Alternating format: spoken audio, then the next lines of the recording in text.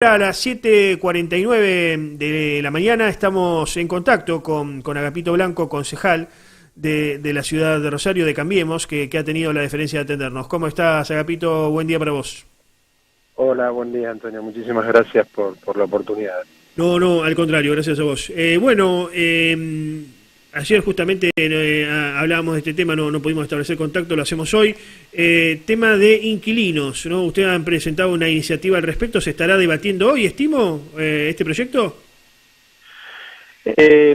No creo que llegue hoy al recinto, Claro. todavía tiene que pasar por una comisión más, pero bueno, siendo que es un proyecto de ordenanza, en realidad es un decreto de modificatoria de un artículo, o de un inciso, perdón, el agregado de un inciso en el artículo 76 del Código Tributario Municipal.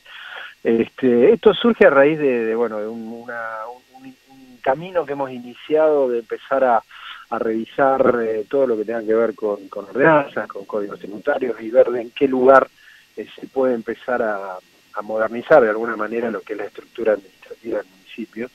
Y en eso fue que cuando llegamos a revisar este artículo vimos que hay un sinnúmero de inmuebles que actualmente están exentos del pago del impuesto municipal y nos hizo ruido porque había muchos de ellos que sinceramente consideramos que no deberían de estar exentos.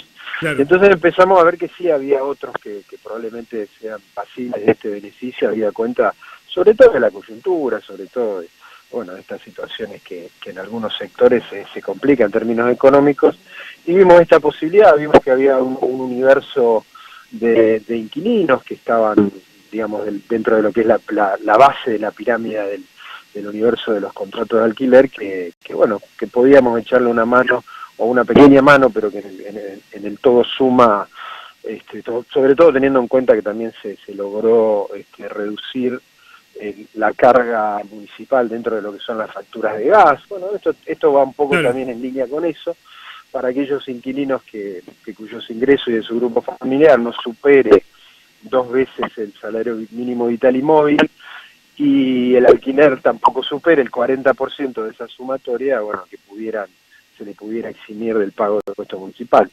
Esto atiende directamente al inquilino, esto no es un beneficio para el propietario, sino para el inquilino. Claro. La exención empieza y termina con la vigencia del contrato. Obviamente en el contrato tiene que estar especificado que el pago del impuesto municipal está a cargo del inquilino, y con la presentación de ese contrato que genera esa ventana dentro de lo que es el periodo de la tasa municipal, y una justificación de ingresos, y con un trámite bastante simple,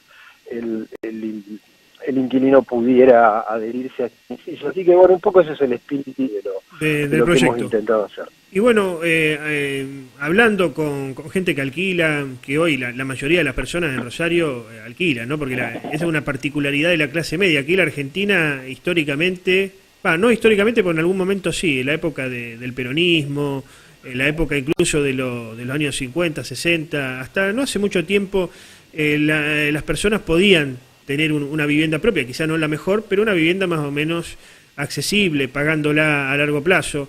Pero una de las particularidades hoy de la clase media es que, primero, que no pueden acceder a vivienda propia. Y en muchos casos, dada también la crisis económica, que por diversas cuestiones estamos padeciendo, pero se les complica pagar el alquiler, me lo dicen directamente, ¿no? Se nos complica pagar el alquiler y muchos están viviendo con sus familiares, si son jóvenes vuelven a la casa de sus padres, ¿no? Es una realidad complicada. Es una realidad de la cual la Argentina, como bien vos decís, a partir de los años 60 ya no pudo revertir.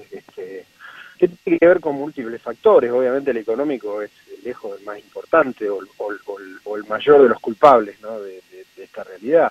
Pero hay otros que tienen que ver con la seguridad, tienen que ver con la falta de infraestructura, de deporte. Es decir, antes, o yo recuerdo cuando mi padre me contaba cómo inició su camino de prosperidad, en términos de poder llegar primero a tener un techo propio, tenía que ver con ahorro, tenía que ver con que el ahorro tenía esta trazabilidad en el tiempo, tenía que ver con que había la posibilidad de comprarse un terreno en cuotas, tenía que ver con que uno a ese terreno en cuota en algún barrio que compraba, después el municipio le llevaba alguna infraestructura, y de a poco iban construyendo. Un fin de semana llevaban 1000 ladrillos y abrían los cimientos. Claro. Hoy si llevas 1000 ladrillos a un terreno, al otro día ya no los tenés más. Entonces, es triste. la seguridad también tiene que ver con eso, la falta de infraestructura, porque hoy no se puede hacer un punteo, pero el privado le tiene que poner infraestructura a ese lote, que si bien parecería en principio algo lógico, en realidad que lo que está haciendo es encarecer muchísimo la tierra, porque la infraestructura es la parte más costosa de la tierra. Entonces creo que habría que revisar también cuáles son los parámetros de infraestructura que hay que pedirle al privado, pero no porque pueda o no pueda hacerlo, sino porque simplemente hay que tratar de acercar, ¿no?, la posibilidad de que la gente empiece a comprar un terreno y bueno, cuando eso empieza a consolidarse, que el municipio le lleve el resto de los servicios que debería tener. Claro. Es una discusión, hay que verla, pero sí, coincido absolutamente con vos que esa posibilidad cada vez está más lejos. Se abrió un periodo en la década de los 90, que bueno, tuvimos casi 10 años donde no había prácticamente inflación y la moneda era dura y bueno, ahí hubo créditos casi a 40 años en su momento, con una tasa en algunos casos que estaba alrededor del 9-10%, es decir, claro. Imagínate que hoy tenemos crédito hipotecario, o teníamos hasta no hace mucho crédito hipotecario con tasas del 40%, entonces con esos niveles de indexación es imposible que la gente pueda absorber una cuota mensual para pagar un crédito. Tenemos todo el mercado inmobiliario absolutamente distorsionado. En la década del 90, mal que nos pese a muchos, esa ecuación era un poco más accesible. Un trabajador, o digamos un empleado de comercio con alguna antigüedad, con 70 sueldos, ¿no?, en términos ideales, si uno pudiera juntar los 70 sueldos todos juntos y no gastarse ni un peso por mes, pero bueno, para hacer un parámetro. hay que comer. Con 70 sueldos accedía o podía comprar un departamento de un dormitorio dentro del primero o segundo anillo. Hoy necesitas más del doble de eso. Finalmente, porque se nos acaba el tiempo, pero finalmente queríamos preguntarte sobre este debate, ¿no?, que está viviendo el Consejo, que como se acostumbra decir ahora, nocturnidad, ¿no? ¿Qué va a pasar con los boliches? ¿Qué va a pasar con la noche? ¿Cuál es la postura de ustedes como bloque Cambiemos? Tenemos una mirada un poco diferente a lo que se está planteando en la ordenanza. A mí me parece que lo único que se está haciendo con esta es cambiando primero dejemos, el tema de fondo no se está resolviendo. Primero dejemos en claro cuál es el proyecto original y cuál es la postura de ustedes. Obviamente el proyecto original tiene que ver con regulaciones de espacios, de superficies y de actividades. Nosotros creo que lo que tenemos que regular son términos de herramientas de convivencia y de seguridad. A partir de esos dos parámetros, uno todo lo que proponga tiene que tener esa trazabilidad, es decir, cada propuesta tiene que decir, bueno, en dónde está la convivencia y en dónde está la seguridad. Si nosotros partimos de eso, nos vamos a dar cuenta que no podemos delimitar una actividad porque tenga 200 metros cuadrados como límite, porque digo, 199 tiene un parámetro y 201 tiene otro. Claro. En realidad, la convivencia no tiene nada que ver con la superficie. Entonces, me parece que esta categorización, que si se baila, que si no se baila, digo, que haya un salón de actividad nocturna en el cual esté categorizado por si se baila o no se baila, me parece que a esta altura del partido es de una antigüedad supina. Me parece que lo que tenemos que estar hoy debatiendo es la convivencia. La convivencia tiene que ver con lo que pasa adentro, con lo que pasa afuera y las consecuencias de lo que pasa adentro. Entonces, más que decir que esto es un boliche o no es un boliche, yo lo que tengo que plantear es decir, bueno, acá existe la posibilidad de que haya algún elemento que pueda llegar a molestar a un vecino. Lo que le tengo que dar es herramientas a ese vecino para que pueda defenderse, y también le tengo que dar herramientas al empresario de la noche que no se encuentre de repente con un vecino caprichoso que le complique la vida.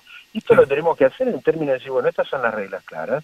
Hoy, cuando un vecino tiene alguna denuncia de algún local nocturno por ruidos molestos, entra una denuncia donde a veces, a lo mejor algún día, va un inspector con un decibelímetro y muchas veces lo mide durante la semana en horarios diurnos. Claro. Y obviamente ese no es el parámetro, no es lo mismo 80 decibeles a las 4 de la mañana que 80 decibeles a las 12 del mediodía.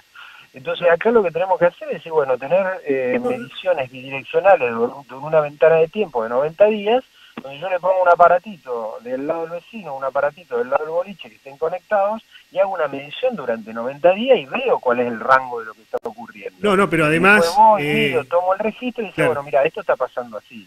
No, pero no me convence, tenés que corregir si no, lamentablemente tenés que cerrar. No, pero además en muchos casos... Al vecino y le sirve al empresario de la noche. Claro, no, porque además en muchos casos está, o sea, correspondientemente acustizado el local, pero las vibraciones son tan fuertes que uno se mueve como si estuviera al lado de un parlante en un recital de Judas Priest, ¿no? Por ejemplo. Por supuesto, imposible. Pero aparte, Antonio, fíjate otro detalle.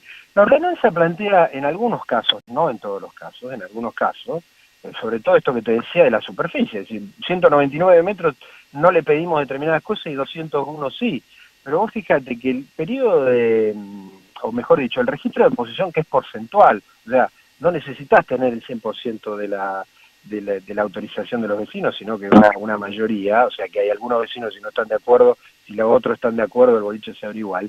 Pero vos fíjate un detalle, hoy vos, no sé, vivís al lado de un local, aparece alguien que quiere poner un boliche, esa persona a vos te resulta empática. Claro. Entonces decís, bueno, el tipo te dice que te va a garantizar, de que no va a tener ruido, que pito y que flauta. Le firmaste el registro de posesión. Ese vecino tiene que esperar 4 años para volver a oponerse. Claro. Porque no le estamos dando las herramientas. Entonces lo importante no es el registro de posesión, lo importante es la convivencia. ¿Qué es la convivencia? Lo que ocurre en el transcurso del tiempo. Obviamente, no le estamos pidiendo parámetros de convivencia, por ejemplo, a los bares culturales. No le estamos pidiendo parámetros a los clubes. Digamos, un club puede meterte durante 6 noches al mes una discoteca literalmente dentro de sus instalaciones. No le estamos pidiendo los parámetros de convivencia y seguridad. Entonces, es así, sí. Me parece que no estamos cambiando demasiado. Muchas gracias por el contacto, Agapito. No, por favor, al contrario. Adiós. Bueno.